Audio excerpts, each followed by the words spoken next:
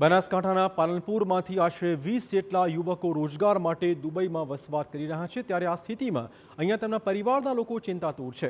જો કે ત્યાંથી યુવકોનું કહેવું છે કે તેઓ સુરક્ષિત છે, છતાં પરિવારના લોકો દરેક કલાકે પોતાના સંતાનો સાથે વિડીયો કોલથી વાતચીત કરીને ખબર અંતર પૂછી રહ્યા છે। યુવકો કહી રહ્યા છે કે હાલ દુબઈમાં સ્થિતિ નિયંત્રણમાં છે અને તેઓ સુરક્ષિત પણ છે, પરંતુ ટીવી સામે બેસીને યુદ્ધના સમાચાર જોતા માતા પિતા ભાવુક થઈ રહ્યા છે।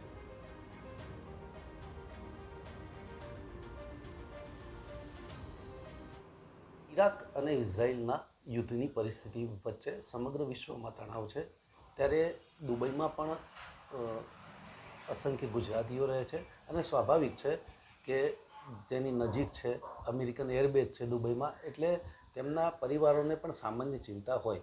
પાલનપુરના જ એક આ પરિવાર છે અને તેમનો પુત્ર પણ દુબઈમાં છે। તેમની સાથે સીધી વાત કરીશું।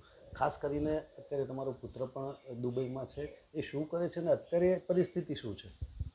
એ બ્રોકરિંગનું કામ છે એનું, અને ત્યાં હાલ સેફ છે, એને કોઈ એવો પ્રોબ્લેમ થયો નથી અને હજી સુધી એવો કોઈ પ્રોબ્લેમ આવ્યો બી નથી। અને અમારા ઘરના લગભગ 20-22 છોકરા ત્યાં છે, મારા સગા સંબંધી ભાણિયા ભત્રીજા, પણ આજ સુધી કોઈ એવો પ્રોબ્લેમ થયો નથી અને હાલ પણ આજના દિવસે બી કોઈ પ્રોબ્લેમ એવો થયો નથી। સ્વાભાવિક છે કે જે યુદ્ધની વાત હતી તો સ્વાભાવિક છે એક પિતા તરીકે પણ ચિંતા થાય, તો કયા પ્રકારની ચિંતા કરી હતી?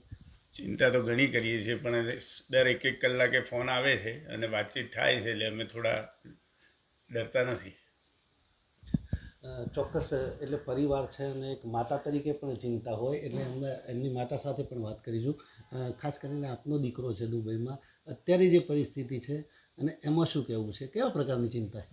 ચિંતા છે, પણ બાબો એમ કહે છે કે કોઈ ચિંતા કરવાની જરૂર છે નહીં મમ્મી, અહીંયા બધું સારું છે, જે કંઈ પણ મિસાઇલનું થાય છે બધું ઉપર જ થાય છે, નીચે કંઈ શું આવવા દેતા છે નહીં એ લોકો, એટલે તમે ચિંતા કરશો નહીં।